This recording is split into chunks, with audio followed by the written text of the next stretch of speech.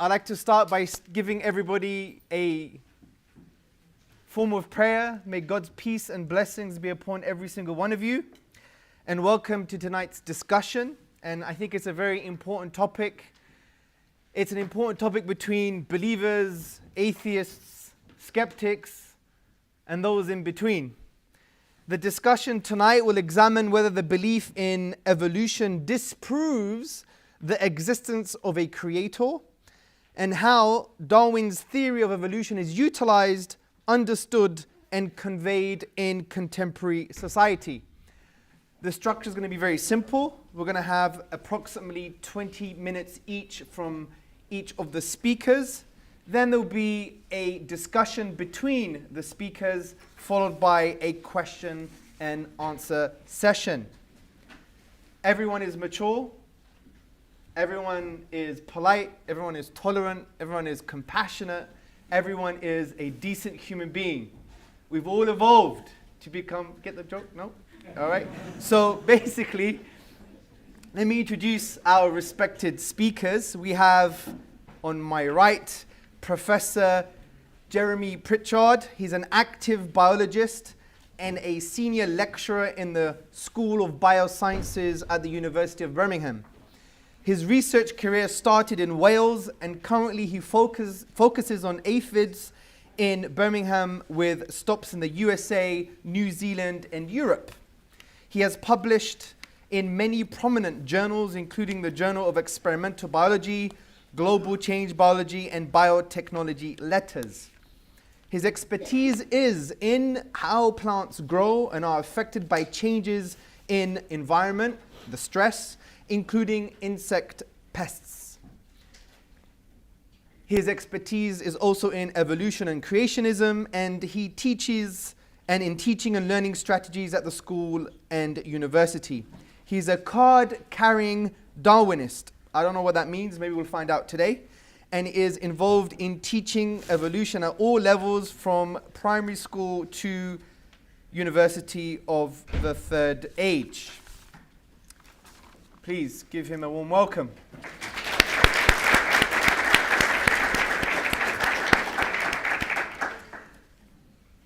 Also to my right, we have Subboor Ahmad. He is a well-known public speaker and writer who has debated prominent academics on philosophy and science.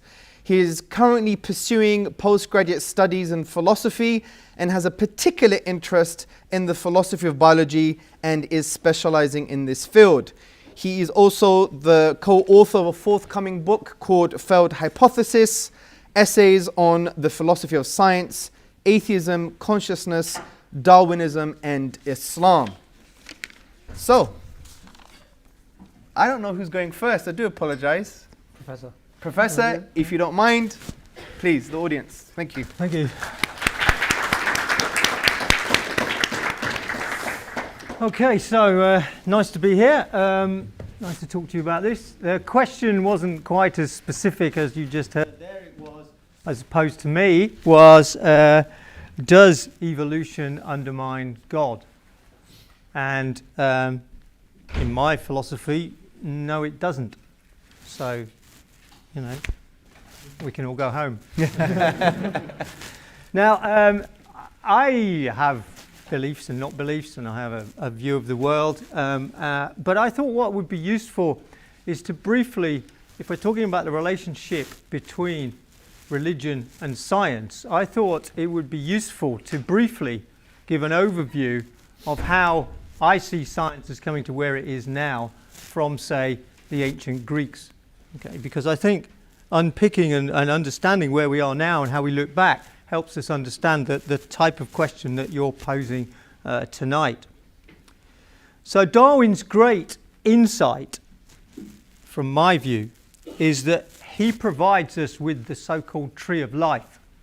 He provides us with a coherent view of how organisms are related, how they've changed through time, and importantly, and people often overlook this, how all organisms are equal at the ends of the branches of these trees, of this tree. Before Darwin, people tended to think about organising the world, the living world, and then the inanimate world as a hierarchy. with some things higher than others and better than others. Darwin's theory, Darwin's ideas that we largely accept today, are a mechanism of biological change.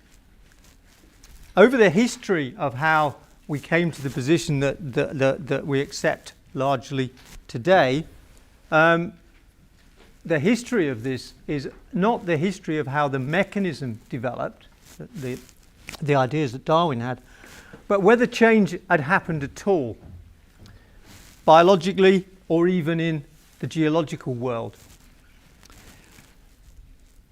What I'm going to argue is, in fact, that the development of those ideas of change was dangerous to society, and that to some extent that was encapsulated in the relationship and the developing relationship, and to some extent the existing relationship between science and religion, science and God. So the Greeks, for example, would look at the world and see the world like we do, organisms all around them. They would see stones, beetles, worms, people, maybe even the gods. And they would organize them. They would see that there was, some things were simple, some things were complicated, and they would organize them into a hierarchy, like a ladder, with simple things at the bottom and complicated things at the top. Important thing about this ladder is that it's static. You can't move up it. Okay, so it's not like an escalator at New Street Station, although they're often static these days, as you may well know if you take the train through New Street. However, the important thing about this is this connected the living world. It was what we refer to as the Greeks referred to as the great chain of being. And it gives us an organisation. It means that things are not random, but it gives us some things that we carry through today, often in error. For example, that complex things are better, which isn't necessarily true. And it gives us this idea of progress, that we should strive to move upwards, even though this ladder does not move. So there's some concepts there that are subsequently picked up, particularly in Western medieval society. And in Western society at that time, in the medieval time, it was a feudal society, and you had all the money, all the power at the top of that hierarchy, with the slaves, the serfs, the workers at the bottom with very little money. It's in the interest of a society like that that nothing changes, because if things change, the people in power lose some of that power, that influence. And this, you can argue, is encapsulated in the Bible story, in the creation story, in Christian thought, in which the world is created in 6 days and then remains like that subsequently. Things are constant. Things do not change. Things are always as they have been, and to the people at the bottom of the pile, you will receive your reward in heaven. So change is dangerous. And if you want some evidence that is the case, of course, at this time, it was the burgeoning of the Islamic science golden age. And there were people working, like philosopher al-Biruni, working on lots of things, very famous. In fact, he's got a crater named after him on the moon, dark side of the moon, so you have to go around the moon in a spacecraft to see it. But he was thinking about lots of things, including simple things, what we might recognize as simple, that rivers erode valleys and carry the silt down the mountain and deposit it in a delta at the bottom. Rivers change the environment gradually. Very simple idea. And through a convoluted series of, because of the library at Alexandria burning down, and the Moors and the Christians in southern Spain, the libraries in Granada and so on, these ideas came to be picked up in the West and developed, and they've been picked up, been used from the Greeks through al-Biruni back to the West. And these were picked up in the 1200s by the Pope, and these were recognized as dangerous ideas because they were ideas about change. Very simple, we might think, and they were banned because the logical conclusion of that, if you follow it through, is change has happened, and that what it says in the Bible is not in fact true. So ideas of change are dangerous. In the West at that time, there was people studied nature, but they didn't study, and it's the basis of modern science, what they refer to as natural theology, that we study the living world to study the creation and therefore get to know God better. And in this we have people like Linnaeus, scientists like Linnaeus, who give us the definition of a species. They look at the world and they see that there are some things that are pigeons, there are some things that are eagles, there are some things that are donkeys, and they're different, they're definable, and they're always the same. And we can therefore give it a Latin name, Homo sapiens, whatever, because we can define that thing and it remains the same. So he gives us this idea that species are fixed, and he gives us clear species descriptions. So it well defines that world. And that is the framework into which natural theology, the study of the natural world, comes along. Indeed, it gives us even the idea of that we can natural theology can be used to almost argue for the existence of God. So the idea of the watchmaker argument, that if we look at a watch, we would deduce that a watchmaker had designed it because of its complexity and its function. And we can have the same, the natural theologists would argue the same about observing something complex like an eye that has clearly been apparently designed in order to see in a complex way, and the designer therefore is God. So intelligent design was one of the consequences of that. But we're not there at the moment. Now things have changed in the way that we view the world, and in a sense the seeds of that change were sowed in a way by Linnaeus, because by describing species very clearly, people started to be able to see that the world wasn't random, but that there were, if you looked at these species and organised them, some species were more similar to each other than others. So the eagle is more similar than it is to the pigeon than it is to the donkey. And so an organisation starts to emerge. And so what people start to say, well, why are some things more similar to each other than others?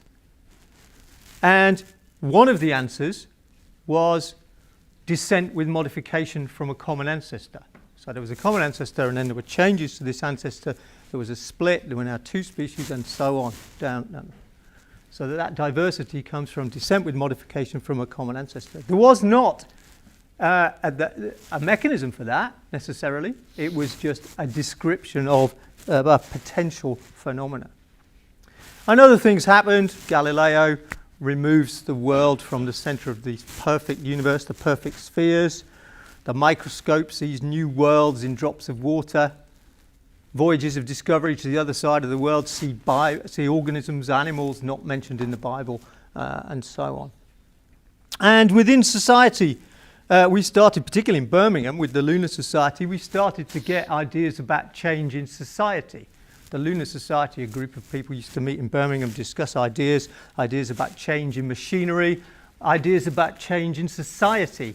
Anti-slavery campaigners, for example, in the Lunar Society, which ties into Darwin's ideas about equality of organisms. Direct links there. But these ideas, again, were still seen as dangerous. So the Lunar Society, for example, some of the Lunar Society, their houses were attacked by mobs and they were burnt down in Handsworth because they were thinking about change. And people, particularly in England, saw change as dangerous because in France there was revolution going on, one of the most serious sorts of change. Change is dangerous. So at this point we had then a world in which either the world had been created and then things like volcanoes and earthquakes happened, catastrophes. And so the world was created but then pockmarked by these catastrophes. People could see volcanoes, people could see earthquakes. But then people were also picking up those ideas about gradual change, the sort of things that Al-Biruni had talked about, that gradual change happened, and we had a phenomena called uniformitarianism. in that the world that we see about it with the processes that operate in the world, in both the geological and potentially the biological world, are the same processes that have always operated. There is a consistency. There isn't this big bang and it's changed and then we wait for the next earthquake. Things change gradually over time. So I'm obviously skating very quickly over this, but once that change, particularly in the biological world, has been established as a fact, then you have to think as a scientist about, well, how does that work? We describe something, and then what's the mechanism by which that change occurs? And there were lots of suggestions about this, and Darwin himself comes up with the theory that we now use as the baseline today, and it's very simple. Darwin noted that more individuals were produced by most organisms than can possibly survive, and so does a lot of them die. He noted that individuals are different from each other, that individuals vary, and he also noted that those variations are inherited. The key thing is that he suggested that the possession of a certain variation might allow you to survive rather than another one. So the chance of survival of those overproduced individuals is not a random process. It's a process, if you like, in inverted commas, of selection. Some of them are selected by the environment to survive and some aren't. So if it was cold and you had a set of organisms, some who randomly had furry coats and some of them who didn't, the ones with furry coats would survive because they can keep warmer. Their survival is not random. They just survive because they can keep warm because randomly they have a coat.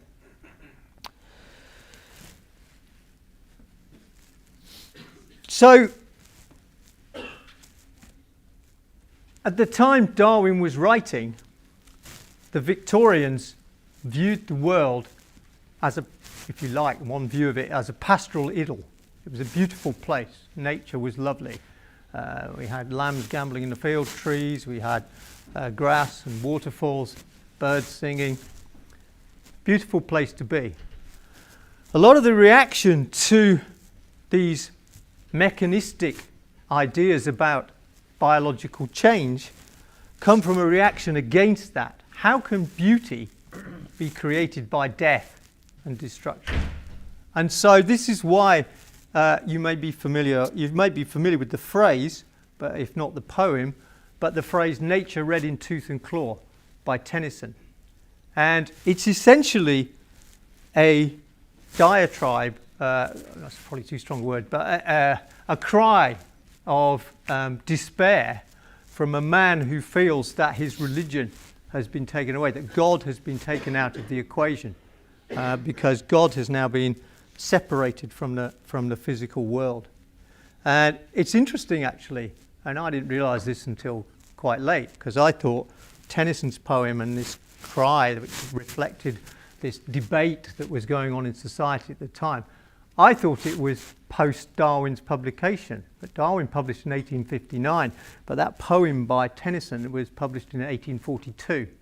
So it wasn't just Darwin who came up with this. These ideas had been developing and were current in people's thoughts for a while. So I think that the idea, just in that brief overview, and obviously it's loads of information, I think my colleague probably knows a lot more about it than I do, but I think it's interesting to see how we move from, or the development of science comes out of that natural theology, that religious view of the world. And there's a separation there, potentially, depends on how you want to live your life, what your philosophy is. And I think people like Thomas Aquinas, the Christian philosopher, actually articulated that quite well, that you can only come to know your God by a revelation, whereas you can't come to understand that through observation of the natural world. These two things were separated.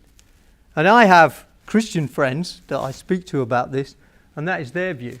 That is their view of their world, that they study evolution, they're comfortable with the processes that we may talk about later, but their religion is a personal, internal thing, and their God is not physically in the world like that.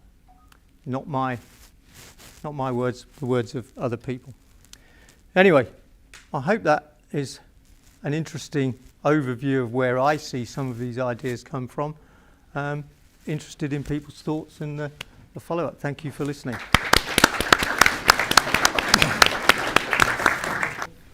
I'm going to start as Muslims do. Assalamu alaikum, peace be upon you. First, I'd like to thank Professor Jeremy Pritchard for taking part of this dialogue.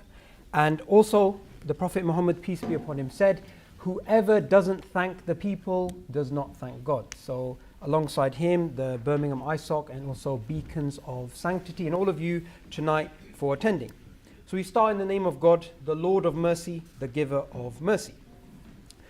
So I'm going to pretty much, of course, I'm going to agree with Professor Jeremy Pritchard here that Darwinian evolution does not undermine God, but maybe for different reasons which we can discuss. Now my case is the following.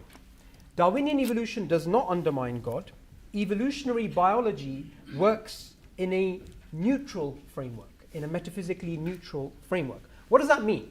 That means they are dealing with real life problems which impact every single person in this room and every single person in the world, which is antibiotic resistance. They are not involved in trying to spread atheism. They're trying to stop the spread of bacteria. Greater goals. And when we actually speak about evolution, what are we actually referring to? Because evolution can mean many different things in many different contexts. So we're actually speaking about Darwinian evolution, which is the twin claim that all of life, bacteria, human beings, leopards, Lady Gaga, everything goes back to a single common ancestor. Alongside that, how did this change happen? How did we get from bacteria to elephants? How do we have a link between philosophers and primates? It's actually through the mechanism of natural selection. Now, I'm just going to be frank about my position. I believe Darwinian evolution to be a valid scientific model, theory, and paradigm. I do not believe intelligent design or creation science or anything like that is a valid scientific theory. Now, that's what this debate is. What this debate is actually about is about the PR problem that is associated with Darwinian evolution. Now, the problem is there is a difference between the public understanding, which some of us have, and the academic understanding. Now, the public understanding, this looks like a pretty much atheistic theory. For example, in the very popular book, Sapiens, written by the atheist biologist Yuval Noah Harari, this is what he says. There are no gods in the universe, no nations, no money, no human rights, no laws, and no justice outside the common imagination of human beings. Now, that is a statement written in a science book by a scientist, but clearly that's not a scientific statement. Or take the late evolutionary biologist and atheist philosopher Julian Huxley, not to be confused with T.H. Huxley, but he was his grandson. This is what he wrote in his book, Religion Without Revelation. This was published in 1927, a long time ago. But this particular statement, I believe, is very important for reasons which we might mention later on. It will soon be impossible for an intelligent, educated man or woman to believe in a God as it is now to believe that the earth is flat. So again, we have an evolutionary biologist writing for the public, and the statement obviously is not a scientific statement. And take the most popular atheist manual, if you like, or book that we have in the world, The God Delusion. The central argument of the God Delusion is based upon Darwinian evolution. And Richard Dawkins, he's a great writer, and one of his most, I think it's his best work, The Blind Watchmaker, which is actually what made him famous, he actually has this statement. Darwin made it possible to be an intellectually satisfied atheist. Now again, this is a book about science written by a scientist from Oxford, but it is not exactly a scientific statement. And why this is important is because this is the view that I'm going to be challenging today. I do not think this is a view which is even shared by Darwin. because Darwin was never an intellectually satisfied atheist. In fact, Darwin said, "It seems to me absurd to doubt that a man may be an ardent theist and an evolutionist."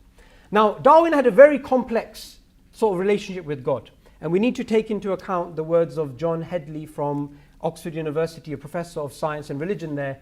We should be careful about pigeonholing a man who wouldn't pigeonhole pigeons. So I'm just going to be pigeonholing him for sake of brevity, but we can go into details about why he went through those transitional changes later. He first off started off as a Christian. Now, as a Christian, he actually wanted to, at one point, as Professor Pritchard knows, or he may have briefly spoken about, he actually wanted to become a priest. Later on, he became a deist. Now, what is a deist? A deist is somebody who believes in God but does not believe in religion. He just believes in God. Later on in life, he became an agnostic because of the problem of evil. So nothing to do with science. What's really interesting is Darwin actually said, "In my most extreme fluctuations, I have never been an atheist in the sense of denying the existence of God." In fact, this is a very interesting incident. When a reviewer wrote a review about Darwin's book, Origin of Species, and he said, "This conception that the creator makes the initial creation, which then evolves naturally into all the forms of life that we have today, is just as noble of a thing for God to do as for God to create every species individually." Darwin was so impressed by these words, he actually included it in his second edition of The Origin of Species. So clearly, he was not an intellectually satisfied atheist, and I don't think he would agree with this sort of taking his theory and making it into an atheistic type of theory. In fact, he explicitly wrote, and this is in a book, a very important book, I think, written by Nick Spencer, Darwin and God. Darwin particularly wrote, "I had no intention of writing atheistically." Now, I believe Darwin is correct, and the popularizers, like Richard Dawkins and Julian Huxley and others, are incorrect in regards to theology in terms of undermining evolution, undermining the existence of God, because of the conflation of two types of naturalism. There is methodological naturalism and philosophical naturalism. Now, methodological naturalism is very, very simple. We're all scientists. We walk into this science room, and we all have a working assumption. Whenever we look at nature, we're going to use natural effects being explained by natural causes. Very simple thing. So we're not going to refer to an immaterial mind, the soul, God, anything like that. The second type of naturalism is philosophical naturalism, which is, outside of this room, as a belief system, we only believe that nature exists and there is no God, there is no soul, there is no objective morals or anything like that.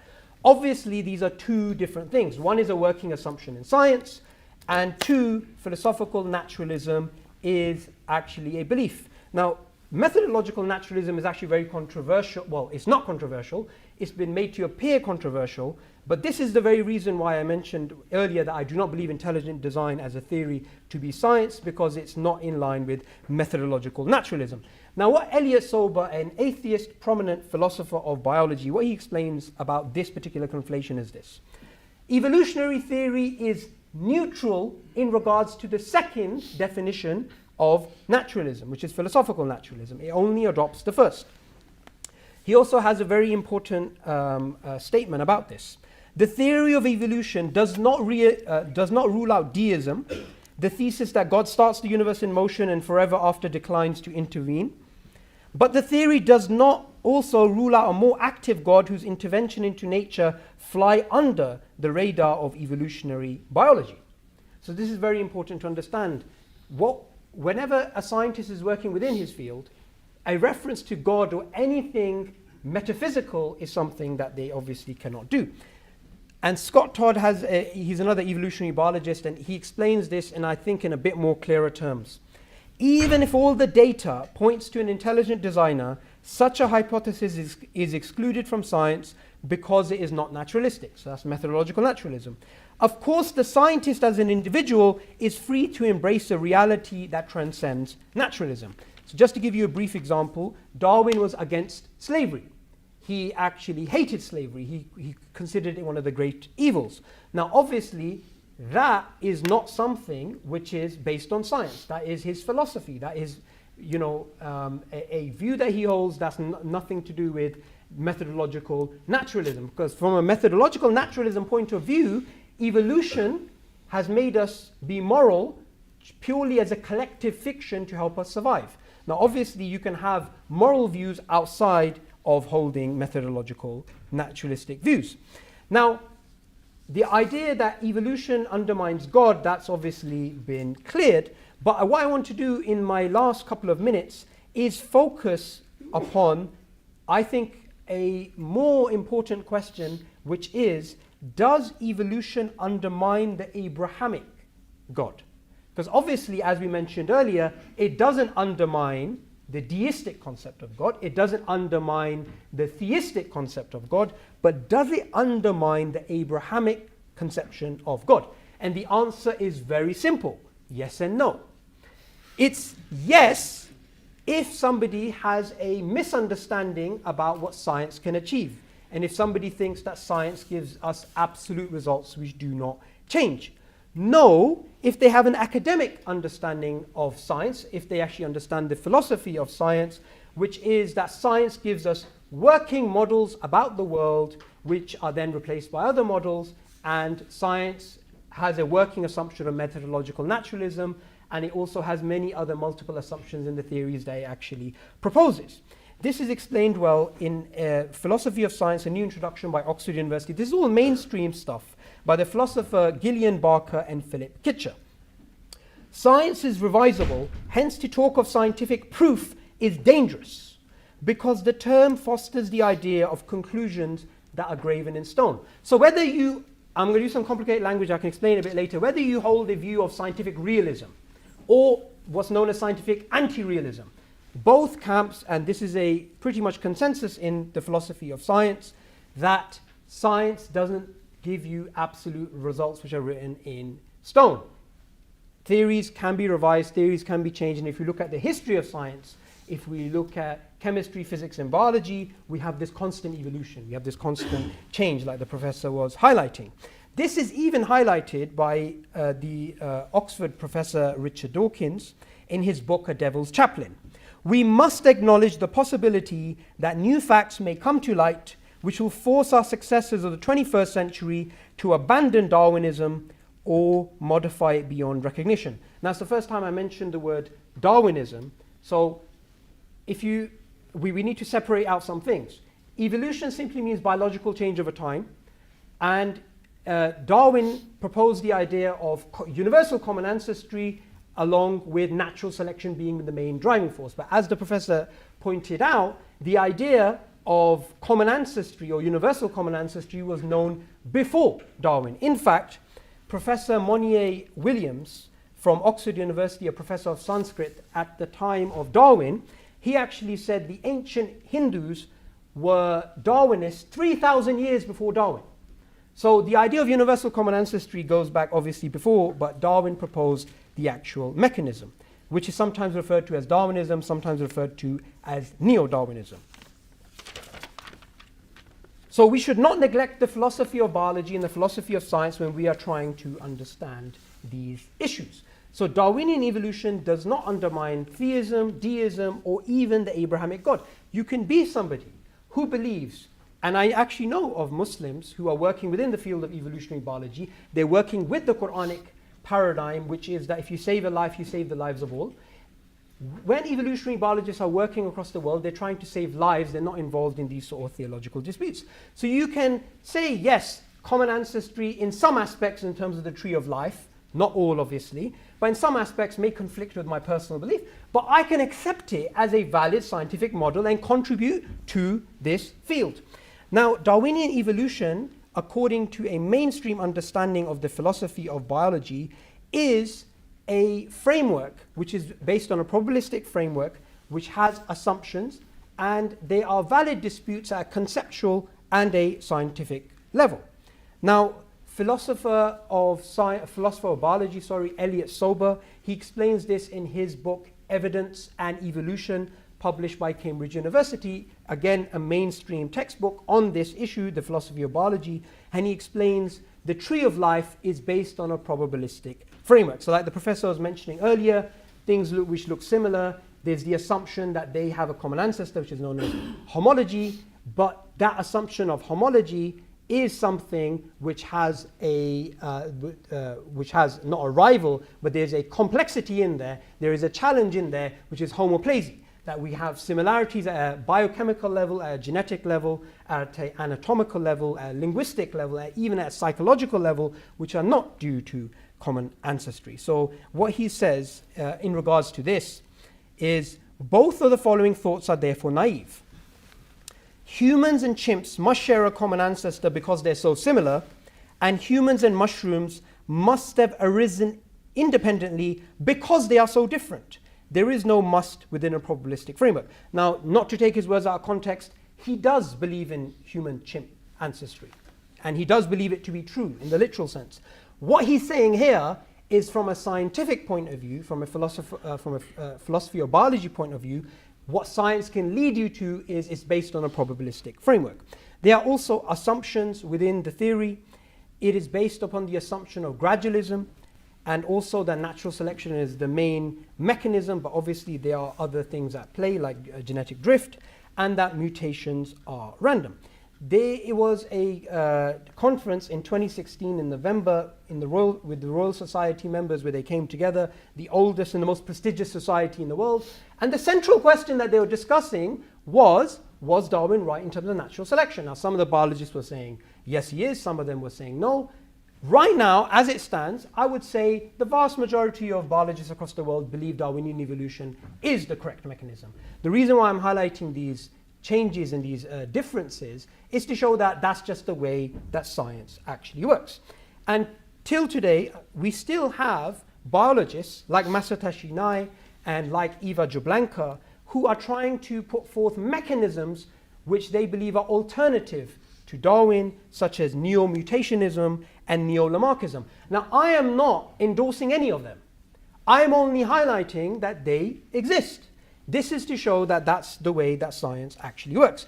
Now, the view that somebody can actually hold, as I mentioned earlier, is the view that you can accept Darwinian evolution to be a working model theory paradigm. You can accept that this particular theory is based on a probabilistic framework which has assumptions, and there's disputes at a conceptual and a scientific level. But you can accept it as the best thing that we have currently in science, but not to be absolutely true. So you don't have to accept it theologically. Now, the late atheist philosopher of science, David Stove, he was an atheist and eminent philosopher. In his book, Darwinian Fairy Tales, he was a critic of Darwinian evolution, but he mentioned something which I think we can agree with, whether we agree with Darwin or we don't. Darwin's explanation of evolution, even though it is still the best one available, is not true. So what's he basically saying here?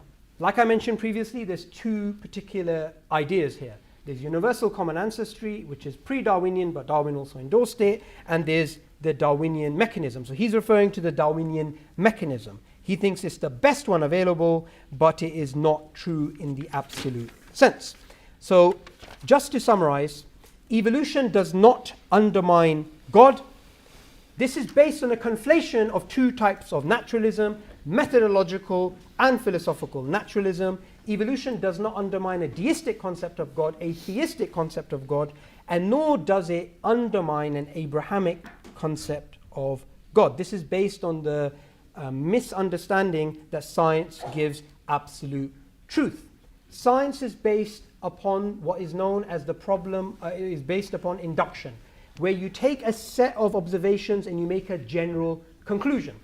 Now, you can always have a new data which can challenge your previous data. And you can always have a new interpretation which can challenge your previous interpretation. So the problem of induction is a reason why science can never give you absolutely certain results which never change. In fact, there was an interesting discussion with the philosopher Stephen Law and Richard Dawkins, which you can watch on YouTube. And a questioner asked Richard Dawkins, how can we be certain in science when it's based upon induction? And he said, well, science works. The problem with that is induction. So you can't use induction to prove induction. That's circular reasoning. David Hume, who highlighted the problem of induction, still took science as a working model. We still have the problem of induction in science today, But it doesn't mean we throw out the baby with the bathwater. We go where the science leads us, but we don't have to accept the results are absolutely certain. Now, what I'd like to end upon is a statement of Darwin from, like I mentioned earlier, the book by Nick Spencer, Darwin and God. Now, Darwin had a very complex relationship with God, and he had some very interesting philosophical ideas about free will and predestination and so on and so forth. But there's one aspect which I really wanted to highlight, because when I read this in that book, I just thought, okay, I can resonate with Darwin here, because this is a type of awe when a person looks into nature. As God says in the Quran, in the creation of the heavens and the earth and the alternation of night and day, there are signs for those with intelligence. So when someone looks into nature, it should be something which brings them closer to God. So Darwin said a statement which I really felt close to. I cannot persuade myself that electricity acts, that the tree grows, that man aspires to the loftiest conceptions, all from blind brute force. Everything good I have said is from God. Every mistake is my own. Thank you very much for listening. Okay, ladies and gentlemen, brothers and sisters and friends, I learned a lot. I've been writing notes. I learned a lot from Professor. I learned a lot from Brother Subboor. Thank you for that. So now is the time for us to have a brief discussion. I'm going to slightly move my chair rather, backwards. And if you could just slightly turn here, Professor. So I think the way to start this off is with a question from yourself, Professor, to Subboor, and just have a discussion. And if there's any swords drawn, I'm in the middle. So I'm going to be a silent spectator for now. So, Professor. I agree with most of what you say. I mean, I can't think of anything specifically I don't. I think the ideas about Darwin that you talk about are right. I mean, I think he didn't want to be a clergyman. I think he was part of a society in which the people of that class had to look for I think he studied medicine in Edinburgh and couldn't stand the sight of blood. And when his father found out that he wasn't going to be a doctor anymore, he pulled his money and brought him home. And for somebody of his class, I think being a cleric was the next thing. He could go shooting and collect beetles, which was one of his things. And so he did actually qualify, I think, as a religion. But just before he had to go back to Shrewsbury and find a church, he managed to get himself a berth on the Beagle, and the whole course of his life changed. So, I mean, but no, I mean, I haven't got any specific rapier-like questions that you need to defend against. I mean, just a discussion. But so no, I mean, I admire Darwin for being a scientist and being somebody who. I did some work and putting together an idea about these ideas of how change came about, and I'm quite fascinated by the ideas that these ideas of change are dangerous and they influence the way we interpret these things now. But I tried to trace it through and look at people writing about this stuff and through the 1700s and looking at where did Darwin's ideas actually come from, and they are. You may disagree, but I can't see anywhere where they're parts of a sequence. He seems to have had that insight himself, building on the stuff of others, but he builds something new from what was lying around. And this idea that before, even Lamarck, for example, talked about hierarchies and ladders and things. He made the ladder move, but he's still got a hierarchy. And I think so Darwin does come up with this new stuff with the tree, and I like the idea that you talked about slavery. That was very important to Darwin, and there are some new biographies about him where that's a driver. That idea of equality. If you look in The Origin of Species, the only picture is that of a tree, but it's not a tree like we would have with the branches all around. It's flat, and I think that's deliberate. That everything on the end of those branches is equal, because at Darwin's time there were philosophies around that there were 27 different species of human, which of course was promulgated by the West as part of the dominance imperialism. Exactly. I mean, it's interesting you're speaking about Darwin's belief. His not disbelief, because he never became an atheist, but his doubts about God started with the death of his basically daughter, right? And also his son passed away 2 days before he actually gave his paper to like the Royal Society. And what's really interesting is that throughout near the end of his life, he became an agnostic because of the problem of evil, but he was constantly going back and forth. And what's interesting is that Elliot Sober writes about him that he's a methodological naturalist. So he said, okay, that's like nature. I can't, like, I'm not going to assume that God intervenes. But he was never settled with the idea that this is all purposeless, that there's the universe is all the product of some sort of blind brute force, right? What I'm really interested in is why he became a beacon for the sort of secular atheistic sort of crusade against religion and Christianity in particular. And today, when you mention Darwin's personal beliefs, people are very surprised. They're like, okay, so he's no longer, you know, pigeonholed as the head of this sort of movement.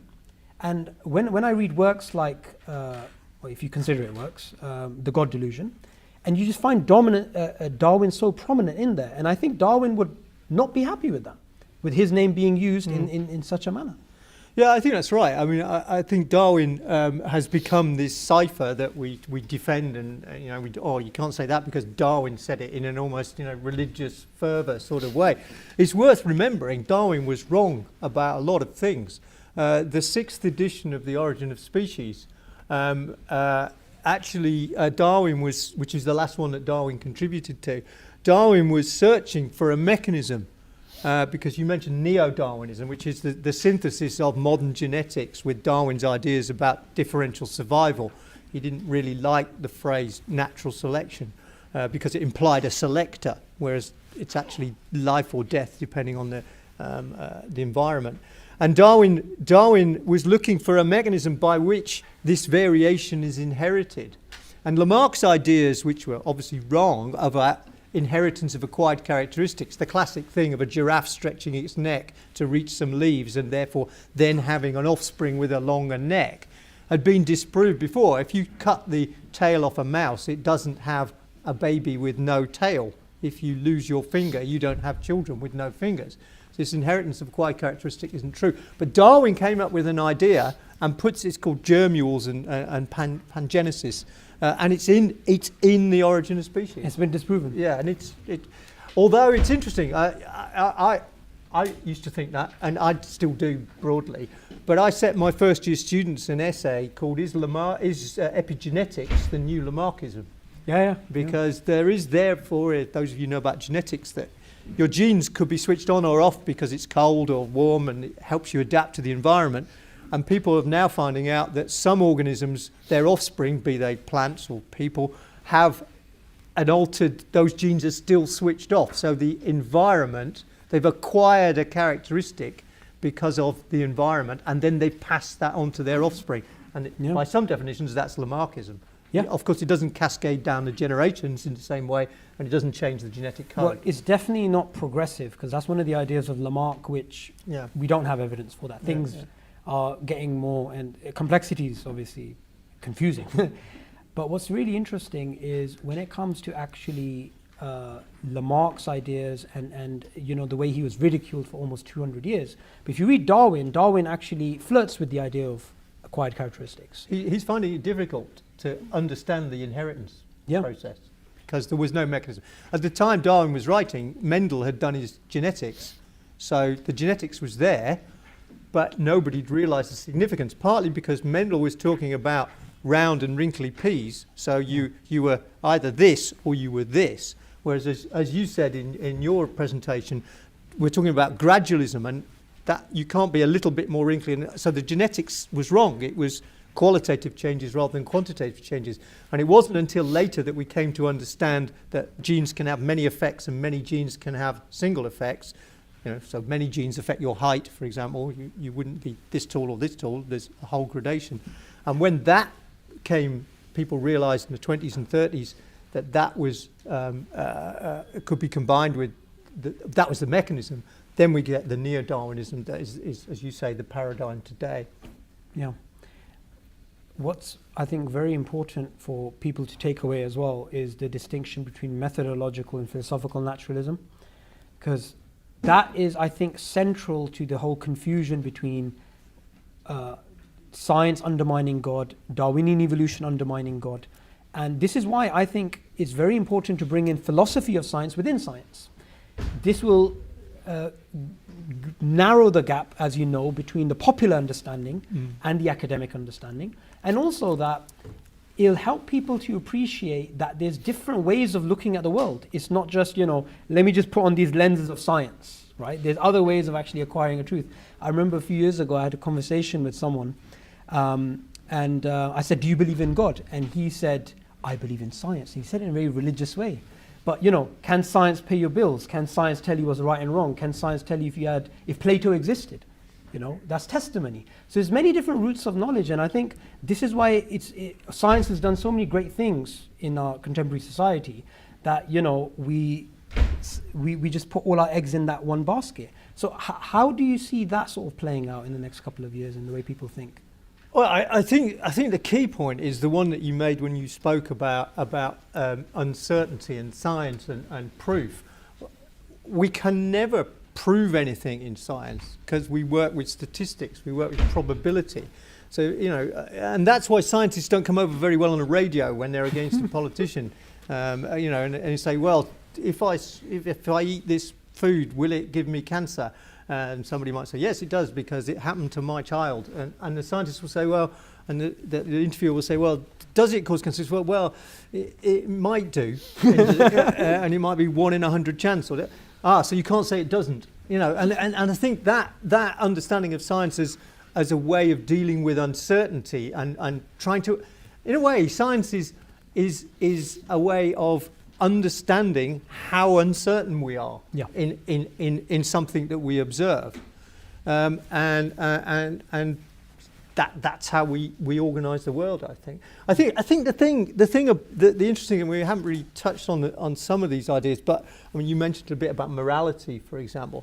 So as an evolutionist, I would want to be able to what we call reverse engineer any characteristic. Okay, so you would say, and I don't like using the word why in an evolutionary context. I try and persuade people that evolutionists should be saying, how does something improve the fitness of an organism? What is the selective advantage of that? Not why does a bird have wings, right? But we use it as shorthand. Why is a philosophical question. Yeah. But why does a bird have wings? He says, having explained himself. A bird has wings because if it has wings, it can fly away and not be eaten, and the genes for having wings will be maintained in the population. That's a reverse engineering idea that sets up a hypothesis. But we can also set up, we can reverse engineer anything. It doesn't mean that thing has a function. So you could say, what's the point of a chin? Right, well, see that is, but what is the function of a chin? Well, it might have no function. You could think of a function. You could probably ask you all, and you could come up with different ideas. It sets up but a chin may be just the result of development and the way our teeth are and how our jaw has to be. So not everything, as you said, has to have an evolutionary explanation. I mean, we also have, Stephen Jay Gould wrote about this extensively. We have these so-called maladaptations, that we have this evolutionary byproducts, and the chin may be a byproduct of this or whatever the actual hypothesis is. But this is why it gets very dangerous when someone takes scientific ideas and then tries to understand morality through them. Like the philosopher Michael Roos, he says about morality that this is an illusion created by the genes. Now, this is actually quite dangerous territory, because imagine telling a 15-year-old, in the inner city Birmingham, that your morality is the illusion of your genes. I mean, that is not going to go down too well. Yeah. So we should be careful about what science, to take its conclusions and then use that as a sort of acid to burn away theological ideas. Because there's many different ways of looking at the world. Yeah. And I think it's very, very important to separate those out. And one thing that we should try and do as educators, as people who want to narrow the gap between the public and the academic understanding, is get people to start reading, because we just listen all the time. You hear someone say, I mean, how many times have you heard, this is the gene for X? But you'll never find a credible scientific journal saying, okay, that is the gene for bad behavior. So we need to educate ourselves in that, and we need to understand that for us to actually just to benefit from science is not enough. If we really do want to be grateful to science, then we should understand how it works, and also the philosophy side of it, and what the philosophers actually say about what it is based upon, what it can achieve and what it can't actually achieve.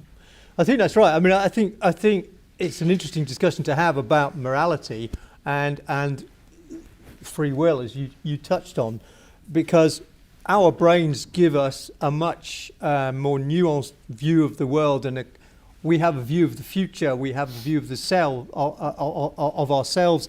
We have empathy, which most organisms don't have, and it's important for society and our previous evolution in groups and to be successful in the environment which we came through as a group, where we could share tasks. But that also gives us a responsibility and an opportunity. And if there was a gene that meant that you didn't have empathy, and there are people who lack empathy, psychopaths, of course. And there may well be a genetic basis to that. It isn't a single gene, it will be like your height, a combination of genes. But, does that make that person evil or not evil? Because it's not their fault. And that is a moral, and that is also a legal distinction. If you have a gene that makes you do something and you kill somebody, are you guilty of murder, or is it not your fault because of your genetics? And that because of where we are in our evolutionary trajectory, in a way it's a curse, it's a responsibility, because you have to develop a philosophical moral view that takes that biology into account, because we are more complicated. Not only that, I mean, that's very interesting insight, but also that when they are scientific ideas, those scientific ideas have a basis. And that basis, if you give someone that scientific idea without giving them that actual basis, then they can use those to actually run away and come up with conclusions which don't make any sense. Like when with the famous Selfish Gene book came out, some people misinterpreted that as a type of vindication of morality, right? It was like, okay, we can be selfish, greed is good. But anybody who understands the philosophy side of things will understand, okay, wait, hang on a second, that's based on the idea of the selfish gene, which is that the gene is the unit of selection, and that basically that's just a model that we have within population genetics, and you cannot get a ought from an is. Even that's the naturalistic fallacy. People don't get that. People don't get what it's based upon, what the framework is, what you can't do and what you can do. You just get we even have this joke in the office sometimes when someone's doing something very selfish, we say, oh, it's the selfish gene, right? And that's why it's very, very important. It's very, very important to have these sort of discussions where people from a background of science and philosophy can come together and say, okay, let's try and mitigate the difference between the public and the academic understanding. I mean, the idea of altruism is something that was a big problem in the development of evolutionary theory, because, as you say, that you get your genes through to the next generation is the objective of evolution, if I can give it a face. But we see altruistic behaviour, where an organism might sacrifice itself or spend energy that it could have spent on itself helping somebody else to reproduce, right? So, I mean, a bird might, it's been observed that if birds are bringing up fledglings in a nest, that another bird might help them. Why would that bird help them when it could go away and have its own nest and get its own genes through to the next generation? So it looks like altruistic, non-selfish behaviour. But of course, the reason is that bird is related to the other birds. And while it might not be in a position to have a nest itself, maybe it was too late, didn't get enough food or a nesting site, by helping its parents have more success with its own eggs, it's getting more of its own genes through to the next generation, even if they're not in the bird itself. And I think that's something of the selfish gene. Just about the selfish gene, though, you say the gene's the unit of selection. One of the things that Dawkins gets wrong there is the gene isn't the obvious selection, because the consequences of all the genes working together to make a body, that's what the environment sees with a woolly coat or not a woolly coat, and that's what lives or dies, not the individual gene. Yeah, and this is also very important, because the selfish gene idea was W.G. Hamilton, he popularized it, and it's been dominating evolutionary biology for decades. And when E.O. Wilson's book came out, The Social Conquest of Earth, and he challenged that with his alternative group selection. There was a big online spat, which I'm sure you're aware of, with Richard Dawkins and Elliot Wilson. So they're having this sort of dispute. And I'm only sort of interested in the sort of philosophy side of things here. So we're having a shift, according to some, in evolutionary biology about the unit of selection. Is it selfish, or is it the gene, or is it group? Now what's interesting is that when they were going back and forth, so Richard Dawkins obviously is very upset. You have the selfish gene idea, and he's got the social conquest of the earth, group selection idea. When they're going back and forth online, this is when a philosopher can watch, okay, what's going on? So there's two scientists having this sort of debate, and the interesting thing about the debate was, it was about not accepting a paradigm change. Because that's sometimes hard for scientists to do. When they're stuck within a paradigm, they're looking at the world throughout that paradigm. Now, E.O. Wilson got very upset because of Richard Dawkins challenging him on that particular issue. And Richard Dawkins says, you shouldn't read his book. And E.O. Wilson replied back saying, well, if science worked in this particular way, where, it was all about votes, right? Because, Dawkins got all these people saying, these are the people who actually support me. He said, we would still be burning things, believing in phlogiston, and using geocentric maps.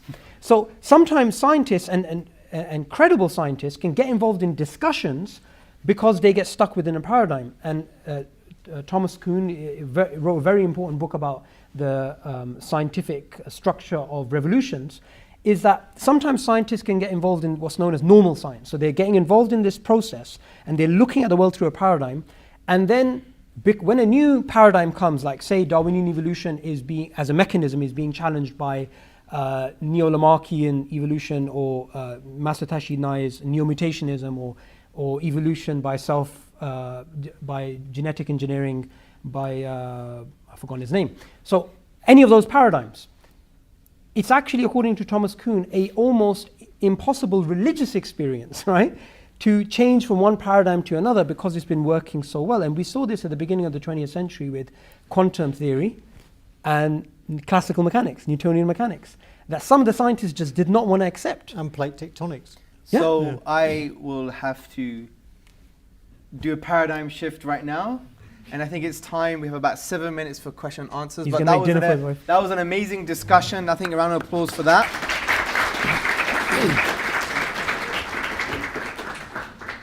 So we're going to take it from the floor. We're going to start with questions for Professor, and then we'll move on to questions for Subboor. Or if you have questions that apply to both, they could both answer as well. So, first question. Yes, the gentleman at the back with the hand. You, yes. If science doesn't undermine God, then why do people like Dawkins continue to promote it? Okay, good. For the sake of the audience who didn't hear that, if science doesn't undermine God, why do people like maybe, and you refer to Dawkins and others, why do they continue to basically push this narrative? So, Professor. You'd have to ask Dawkins. I think he's put himself in a very radical position. Yeah. I'll come clean, right? I'm an atheist, right? And I had an experience when I was very young in school, being told by the priest, you have to believe this or you'll go to hell. And I used to lie awake at night, forcing myself to believe, and I couldn't. And it wasn't until I was 15 that I resolved on this, I don't have to do this. So for me, it doesn't worry me. For Dawkins, I don't know, maybe he's got some issue, I don't know. But, he doesn't, I like him a lot, and I don't know the man, but I like what he writes, and I think it's provocative and it stimulates debate, and that's helpful. But I think the position, and we were talking about it earlier, I think the position that you can know everything for certain is not my experience of science. It's about dealing with uncertainty. And you could push everything back and to naturalistic processes all the way to the Big Bang. If you wanted to, you could make those arguments. But what's before that? I don't know. And I think they're natural processes that we don't understand and may never understand. It could be God, but I don't think it is, but it could be. So I think you can't know that. You can know it by faith, but you can't know it by study. Question for Subboor. Yes, sir. So you said that evolution does not undermine God, but how would you reconcile human evolution with the creation of Adam? Okay, good question. So as I mentioned earlier, evolution doesn't obviously undermine the deistic concept of God, the theistic concept of God. Does it undermine the Abrahamic concept of God? Now, evolution can mean many different things. So for example, in sub-Saharan Africa, we have people with certain mutations which can actually, they become immune to malaria. That's the type of evolution, if you like, human evolution. So what you're actually particularly talking about is human chimp ancestry, which, if you look at the tree of life as a whole, as a Muslim, looking at the Quran, you can't say much about the tree of life in general. So the whale may have had a mammal-like common ancestor, right? We can't say how many origins, right? Darwinian theory at the moment says 1. But in terms of the human chimp ancestry and the Quran, Quranic scholars say that's not possible. That, whatever you want to relate this species to that species, that's not possible. So how do you reconcile that? Because that is obviously a direct conflict in one particular area. Now, the way I see it is it's not a conflict.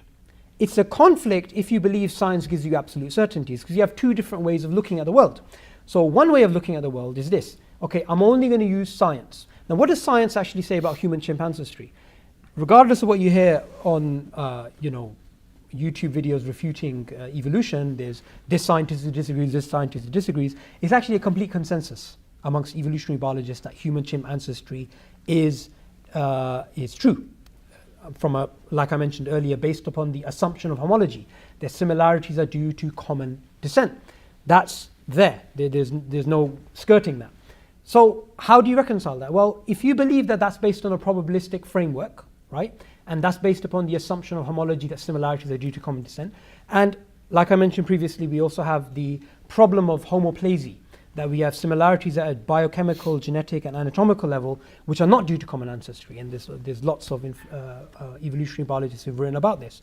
So you'd actually have to do a sort of epistemic weighing, right? So we have science, which is giving us one particular idea, which, as Elliot Sober mentioned, is based on a probabilistic framework, which is based upon the assumption of homology, which is also based upon the assumption of methodological naturalism, which is also based upon the assumption that natural selection is the driving force, which is also based upon the assumption that random mutations is the fodder for that natural selection, and so on and so forth. I'm not knocking that. I'm just saying that's just the way it is. And you have the Quran. Okay, so which one do you go with? Do you say, okay, let me throw out the baby with the bathwater to reject science completely? You could just say, well, okay, I'm a Muslim. I believe the Quran is true. I believe it's personally true because of these particular reasons. I believe it because of this particular miracle of the Quran, or this particular prophecy of the Prophet Muhammad, peace be upon him, or whatever. So you have that sort of thing there, and you have this. So you can say, you know what? I'm just going to accept it as a working model. I'm going to accept this as a valid scientific theory, model, paradigm. I'm going to work within that field and contribute to that field, and I'm going to do what God wants us to do, which is to save lives. What's very important is not to do what actually happened in, I'm not going to mention the name of the university in London, where there was an evolutionary, a class on human evolution, and the Muslim students walked out because they said this conflicts with our faith. Now, how are you going to live in the world if there's something in science which conflicts with your worldview, and you decide, right, because this scientific idea conflicts with my personal worldview, I'm just going to walk out. You're obviously not going to get very far. So the simple thing is, accept it as a working paradigm, accept it as valid science. You don't need to get rid of your theological beliefs, and also understand that human chimp ancestry, to be honest, in terms of science, is a very small discrepancy in terms of the Quran and science. There's a much bigger discrepancy which existed in the 50s. In the 50s, the vast majority of physicists, in fact all of them, believed in the static state model. They believed the universe is eternal, it always existed, and always will exist. Even Einstein, Niels Bohr, all these great guys, right? Now the static state model says the universe has no beginning. And they obviously had scientific predictive model, they had predictions which came true, and so on and so forth. Now that contradicts the Quran, which says the universe has a beginning. Now what would you do if you're a scientist in the 50s? Reject the science, refuse to do physics? No, you'd carry on. You'd say, okay, let's see where this goes. later on the Big Bang came, and that's more in line with the Quran. 50 years from now, the Big Bang may be replaced by the static state model. So what do? You simply do an epistemic weighing. You don't throw out the baby with the bathwater. What we shouldn't do, and I believe, and I'm going to be very frank about this, I don't believe Muslims should be supporting intelligent design. I see a lot of them do. I don't believe we should be supporting creation science or any of those things. And I don't believe that those discussions which happen, like Dover in America and so on and so forth, where they've made the universities and the schools into a battleground of religion versus science, and they've even taken this at a level where even the vice president of in America, Mike Pence, you can watch a video of him actually trying to get rid of Darwinian evolution and replace it with creation science. Just Google it. This is a few years ago.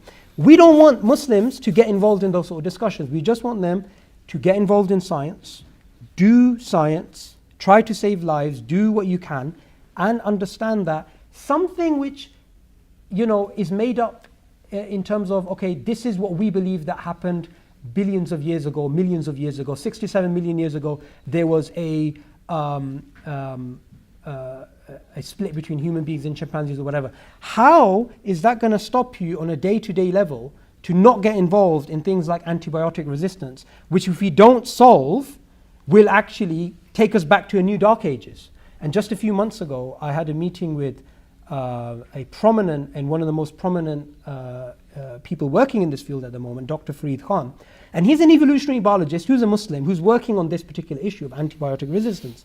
He's dedicated his life to the field of evolutionary biology because he believes, and he said this himself, the Quran says saving one life is like saving all. Imagine if he said, right, I'm not going to get involved in this field because this contradicts my belief. You'd get nowhere. So we're trying to give people a pragmatic approach where they can contribute and they can actually understand that it's not their role to get involved in those theological discussions. They can just take this practical solution and apply it in their lives. Okay, we have time for one final question. It's going to be a question for both. Has anyone got a question that could be applied to both the professor and Subboor? Is that for both, sister? Go for it. Go for both. That's fine. Oh, you have one for both? Yeah, possible. Okay, one for both. Sorry, I do apologize. Maybe you could ask him after. Sorry. So we talked a bit about how personal events during Darwin's life impacted his religious opinions. How much do you think that, you talked a bit about changing society, how much do you think that this societal impact that his work would have impacted his scientific view on what he was postulating? That's a good question. I think there's two aspects to that. I think firstly, his family background, I mentioned the Lunar Society, both his grandfathers, Josiah Wedgwood and Erasmus Darwin, were members of the Lunar Society, so he had a history of understanding change and what the impact of these would be. As you said, he trained as a cleric, so he knew the current paradigm of what those ideas of change would do. When he was on the Beagle, Captain Fitzroy, he was a creationist who Darwin sat across the table from and heard the consequences.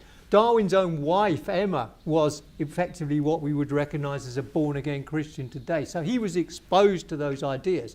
And you could argue that, some of the reluctance, some people do, some people disagree, the reluctance to publish the way that he exposed individual bits of the theory to the scientific community without revealing the whole can partially be explained by that understanding. Remember, he's writing in the time around the 1840s where people in Ireland are dying of famine for biological reasons. So the biological impact of that, the death of people. There were riots in London, and so that change and this idea and the stories that are coming from his grandfather about the Lunar Society and the burning of the house. So there's that.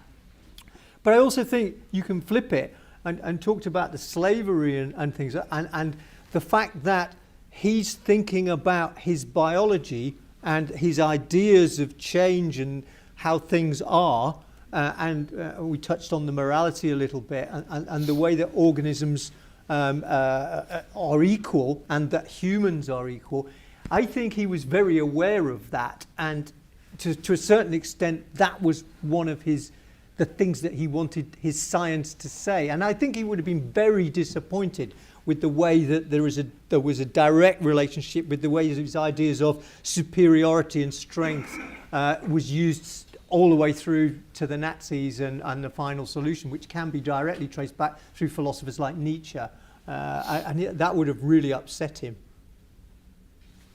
Subboor? It's a very, very important question, and I'm sure you know more than me on this topic, but he was reading Thomas Malthus's book on, essentially economy, how it works, and about demand and supply, and how you always have a lot more demand than there is supply. And that's actually what some historians say, how he developed his ideas of natural selection, that you have this huge amount of demand and very little supply, and which creates competition, and then the majority have to basically fall by the wayside.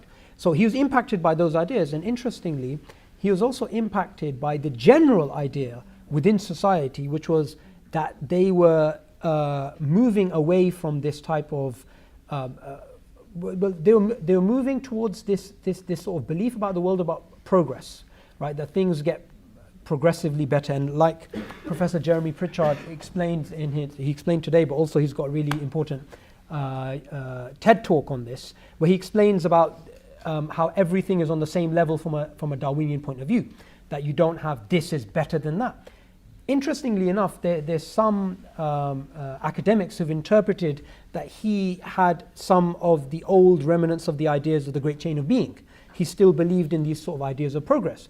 And today, Darwinian neo-Darwinism would totally reject the whole idea of progress. So he was definitely a product of his own times. But what I want to focus on more, just to summarize, is on his theology.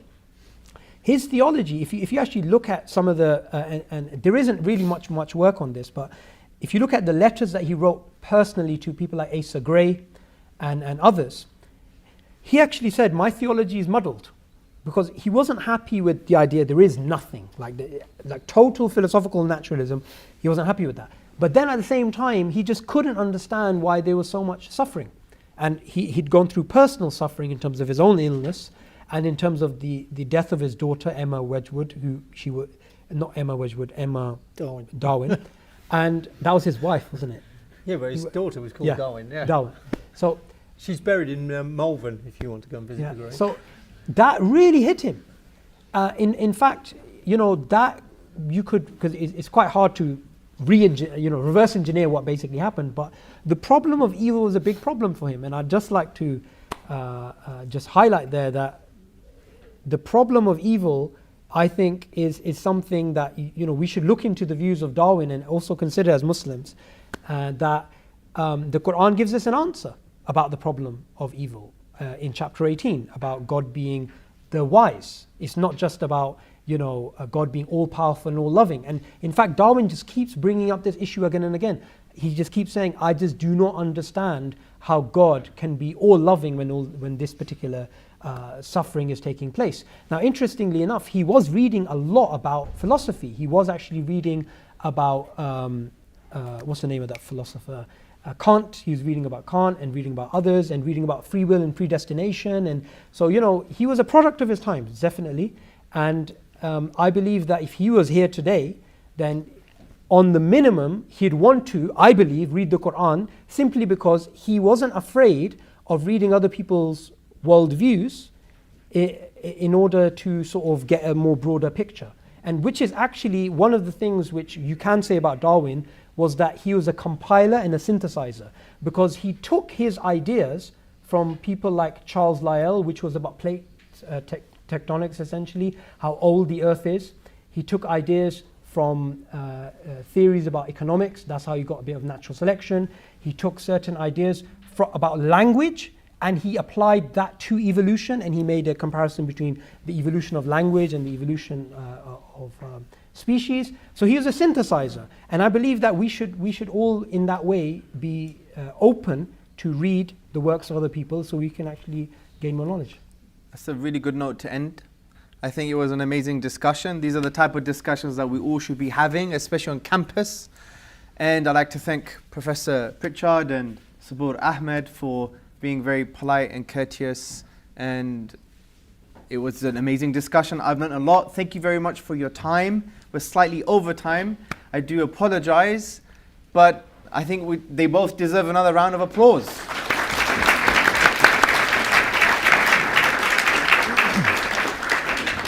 So have a great evening. Thank you for coming.